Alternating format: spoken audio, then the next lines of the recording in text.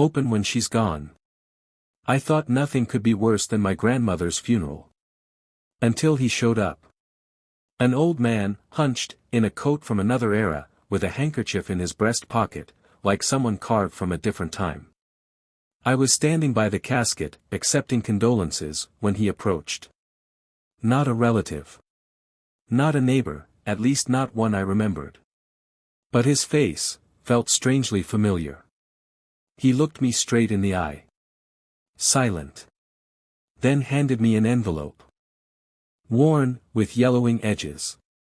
The handwriting was rough, masculine, and what chilled me to the bone was the name on it. Mine. Your grandfather asked me to give you this, he said. His voice was rough, like sandpaper. My grandfather died 20 years ago, I muttered. I know. He said, give it to him when she's gone. I waited. A long time. He turned and walked away. Before I could stop him, he vanished into the crowd, like he'd planned it. Like he knew I wouldn't follow. And I stood there, clutching the envelope, feeling something twist inside me. Not grief, fear. Because inside that damned paper rectangle was something that should have been said, 50 years ago. I didn't open it right away. There were the rituals. Flowers. Cremation. Toasts from people who barely remembered her maiden name. Everyone talked about her wisdom, resilience, love for family. And in my pocket, that envelope pulsed like a second heart. I opened it that night. In the kitchen. Alone. With only the hum of the fridge. The letter started simply. If you're reading this, she's gone. Which means I'm no longer in her debt. Or yours. I'm sorry, grandson. I lived 2 lives. At the same time. And you only knew one. I read that line 10 times. My hands shook. My heart thudded in my throat. I set the letter down, got up, and walked to the window. Across the street, another house. Dark windows. Silence. But I couldn't look at it the same way anymore. Because on the back of the letter was an address. Our street. Just a different number. And a name. Just one. Martha. The house across the street. The next morning, I walked up to house number 108. I'd lived on this street my whole life. I could swear I knew every neighbor within 3 blocks. But 108, it had always been closed off. Curtains always drawn. A car in the garage, an old sedan under a dusty cover. Never saw anyone come or go. The house seemed to keep its distance on purpose. I stood at the gate, frozen. My grandfather's words echoed in my head, you only knew one life. And that name, Martha. What was I going to say if she answered?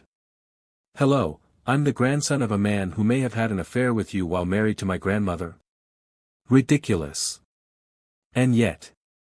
I rang the bell. Long silence. Then footsteps. The door opened. A woman in her 70s, standing straight, neatly dressed, eyes calm, not surprised, not afraid. Just, tired. You came, she said. No question. No, who are you? Excuse me. I thought you'd come sooner. But I guess you only found the letter now. I didn't respond. Couldn't. Come in, she said. You're here already. The house felt like a time capsule. Boxy TV. Faded rugs that smelled faintly of mothballs. And photographs. Dozens on the wall. I stepped closer.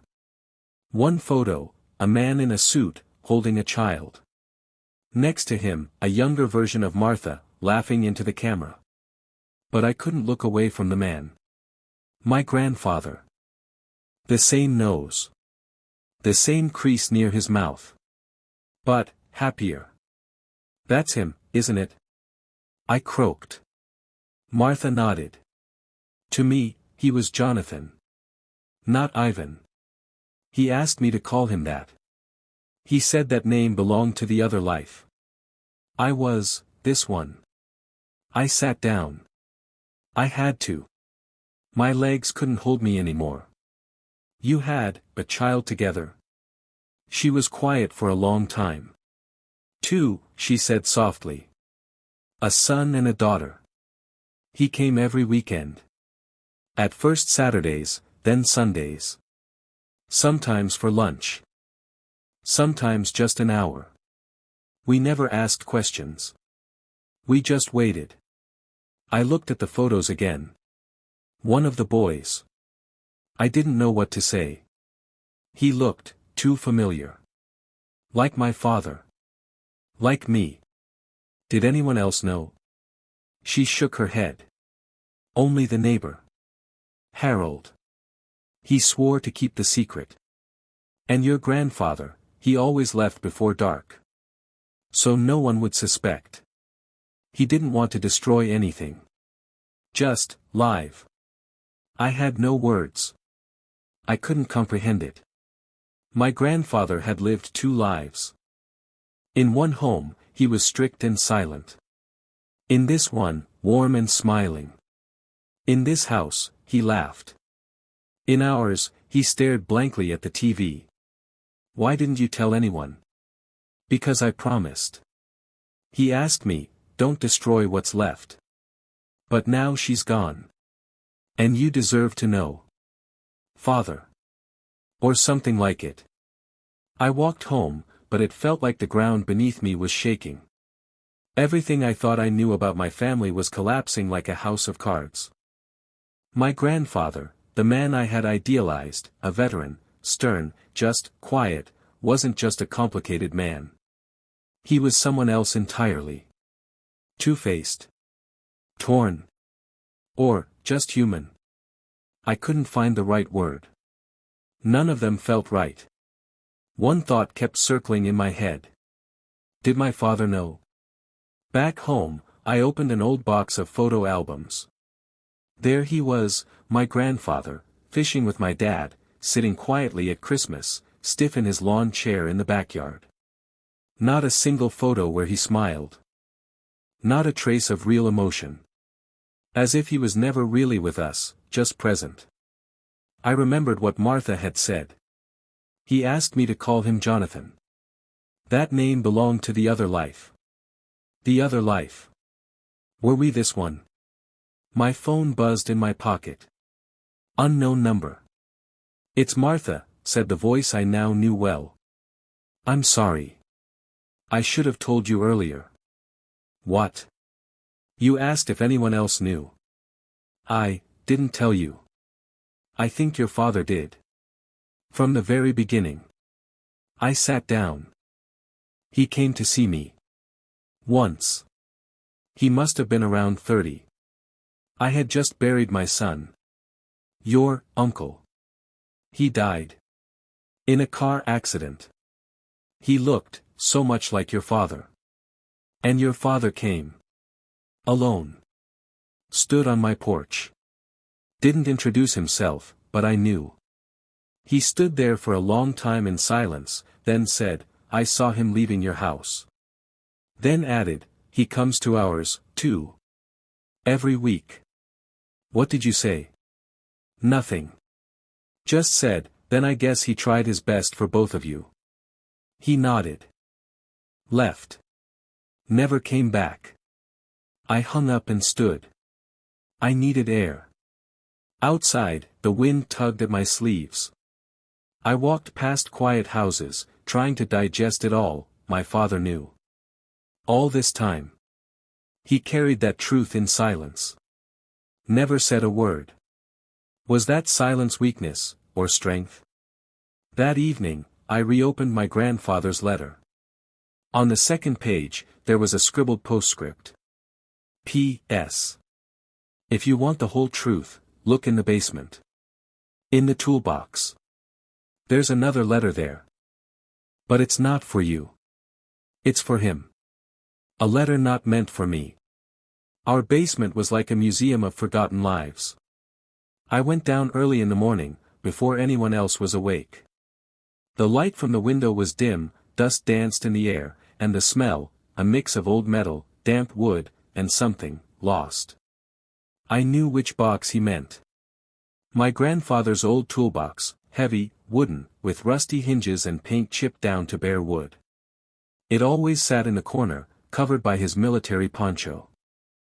I opened the box.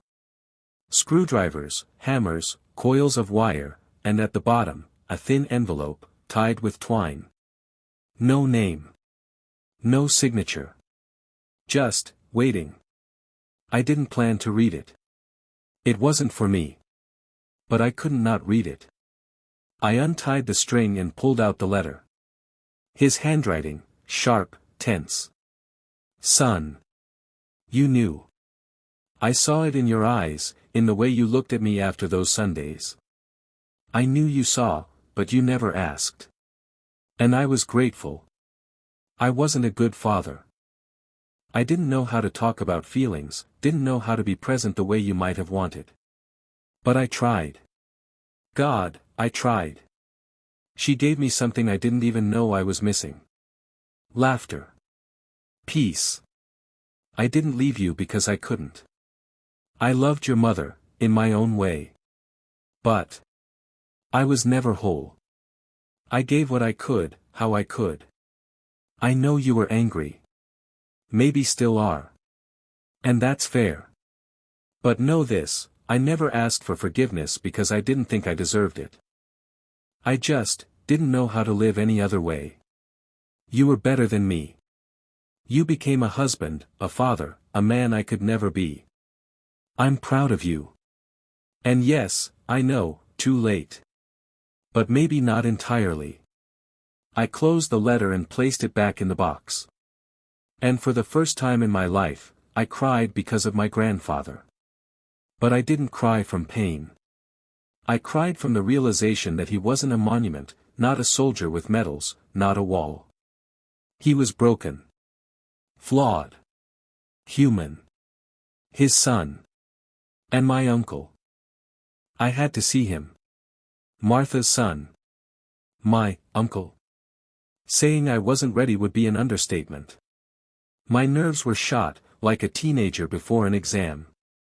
I was about to meet a man who shared my blood, but whom I'd never seen. A man whose very existence had been erased from my family's memory, for decades. Martha had given me his number. He doesn't know, she warned. He thought his father just disappeared. He didn't come to the funeral. He never knew there were two of you. I called. His voice, chillingly similar to my father's. Yeah. Hi, my name's Alex. I need to talk to you. About your father. My father died. Years ago. I know. But, this is something else. Something that involves you. And me. He agreed to meet. No questions. A quiet cafe on the edge of town. When he walked in, he froze. He recognized me instantly. So did I. We looked alike. Not mirror images, but close enough to unsettle. We sat. No words at first. Just staring at each other like reflections, distorted, but familiar. You're from his first family, aren't you? He asked. I nodded. So it's true. My mom always said he had another life. I thought it was just an affair. Some fling. But you're my nephew. This all just came out for me too, I said quietly. He pulled out a photo. Yellowed, torn at the edge. This is the only picture I have of him holding my hand. I was 6. After that, he came less and less. Then he just stopped. Mom never explained. I grew up wondering why I wasn't enough. I swallowed hard. Are you angry? I asked. He didn't answer right away. No. Not anymore. I just don't know who he really was. If you've got answers, I want to hear them.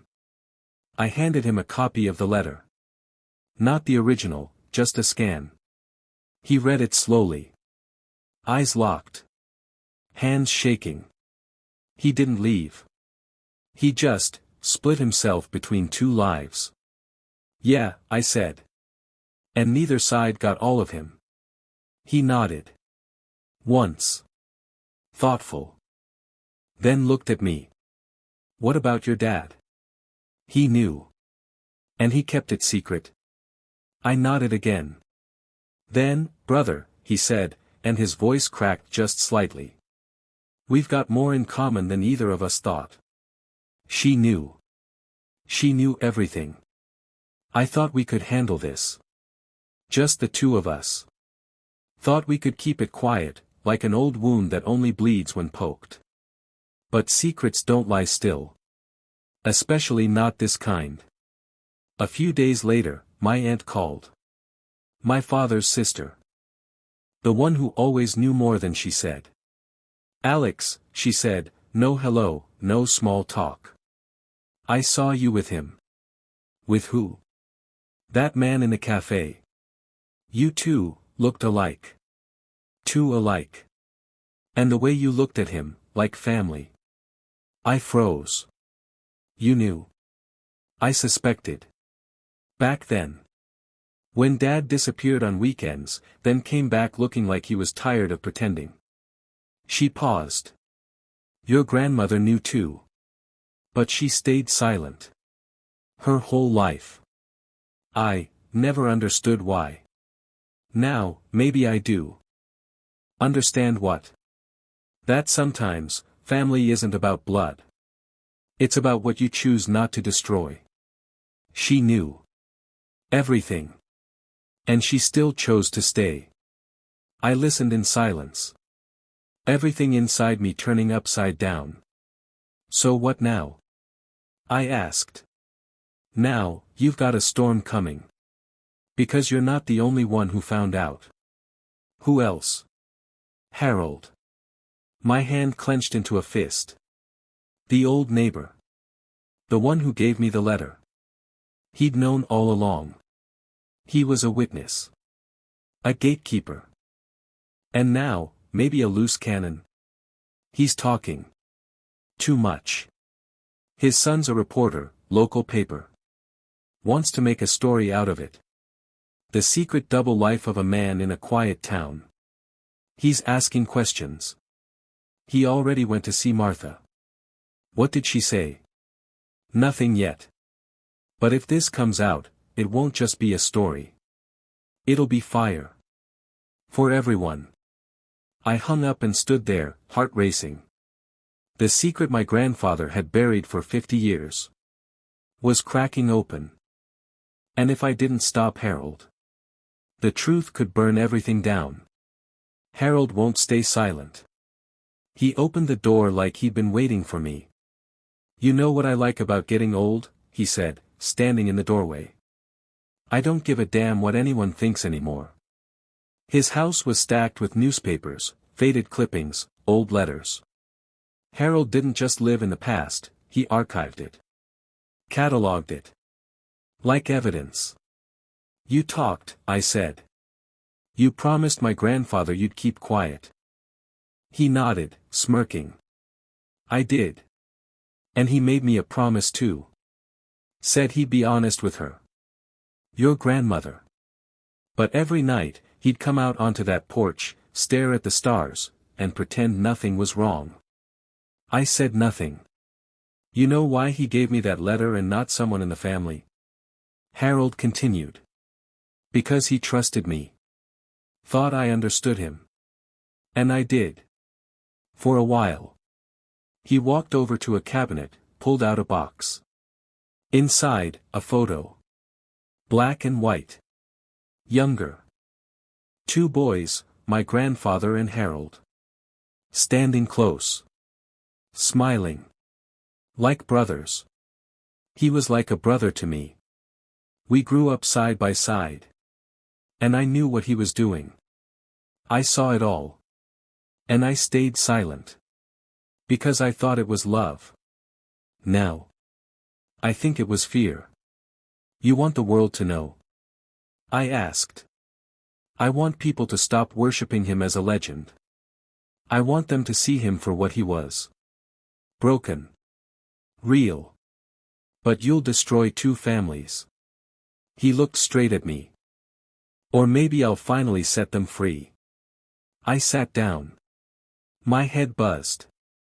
He'd already made up his mind. His son, the journalist, had nearly finished the story. Interviewed people. Cross-checked dates. All he needed now was me. My support. Or my protest. Harold wanted me to choose. You were his grandson, he said. But I was his friend. So I'm asking you.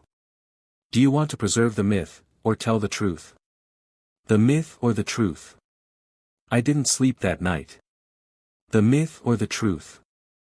Preserve the legend, or rip open a wound that might still bleed.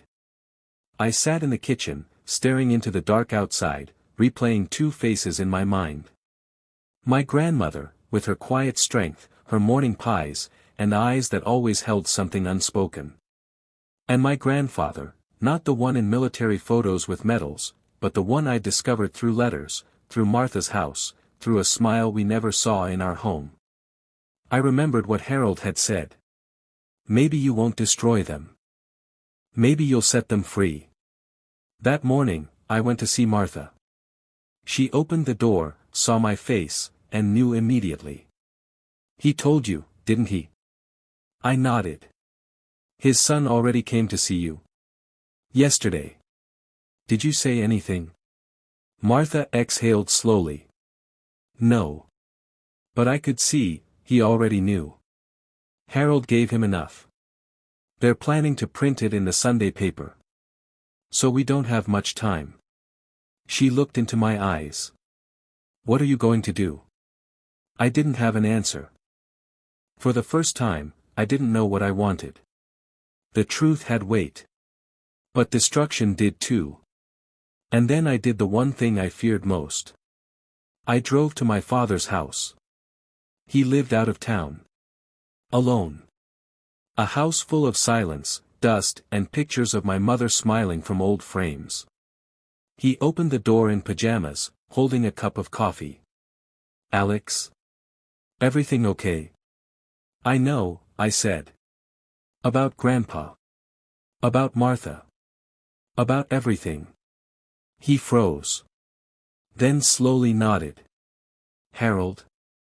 Yes. And others. It might hit the paper. Soon. He sank into his chair. Slowly. Like his legs had given out. So it's all coming out. I stayed silent. I knew, he said, staring at the wall. Since the day I found the letter. Mom never said it aloud. But I saw it. She knew. All her life. And still, she baked for him, waited on Sundays, ironed his shirts. He gripped his coffee mug like he could crush it. We all stayed silent. So nothing would break. And now, silence doesn't work anymore. He looked up at me. What do you want to do? And that's when I realized, it wasn't about what I wanted. It was about what he wanted. I pulled out my grandfather's letter. The original. And placed it on the table. It was meant for you. I read it. I'm sorry. But now, it's yours. He said nothing. Just traced the edge of the paper with his finger. For a long time. And then, softly, almost a whisper. I want him to remain a man. Not a headline. He left before I could answer. The next day, I went back to Harold. He was on the porch, holding a folded newspaper he hadn't opened. Staring at the sky like he was weighing something heavy. You came, he said without looking at me. I've made my decision, I replied. He nodded. Maybe a bit late. I don't want him to become a headline. And what, you want him to go back to being a wall of silence? I want this story to stay ours. What if it's not yours anymore? He unfolded the paper. Flipped through it slowly. I saw it, the Human Stories section. And the headline. A Veteran's Double Life, the Secret He Took to the Grave. Blood rushed to my head. You already gave him the story? No. I didn't. He did. Who? My son. He saw my notes, my clippings. Realized I was stalling. Figured, if I wouldn't tell it, he would. I went hot with panic. You gave him everything? No. But enough. He pieced the rest together. He's got talent, like his father. Just, a different conscience. I sank down onto the porch steps. The world was tilting again. So I ruined it all, didn't I? Harold looked at me with sad eyes. No. You tried to save it. But sometimes, stories don't belong to the people who lived them. They belong to those who listen. What now? Now, you decide, will you defend the myth, or tell your truth? Because the myth's already broken. All that's left is your version. He stood up. I'm leaving. For a while. My grandson's in Canada. Maybe fewer ghosts up there. Then added, walking away. Don't let them write it for you. What we choose to remember. A year had passed. The article was published, the gossip died down, and life, as always, pretended nothing had happened. But something had changed. Martha passed away quietly. Without fuss. As if even death chose to respect her nature. I found out from my father. He called and asked. Want to visit a grave with me? We went. Not to my grandfather's. To hers. He laid the flowers. Stood there for a long time. Then said softly. She must have really loved him. Not like Mom. Differently. But, truly. I didn't speak. Because I finally understood, not everything in life is meant to be explained. Some things simply were. Like grandfathers we never fully knew. Like words we never got to say. I went home and wrote a letter. Not to a paper. To a drawer. For a future son. So that if he ever finds his own double truth, he'll have a chance to understand. Or at least, forgive. And you, what would you have done? If you found out someone you loved had lived a second life? Would you keep it quiet? Or bring it into the light? Can a person truly love two people? Or is that always betrayal? What matters more, truth, or peace? Tell me in the comments. Because maybe your story isn't so different after all.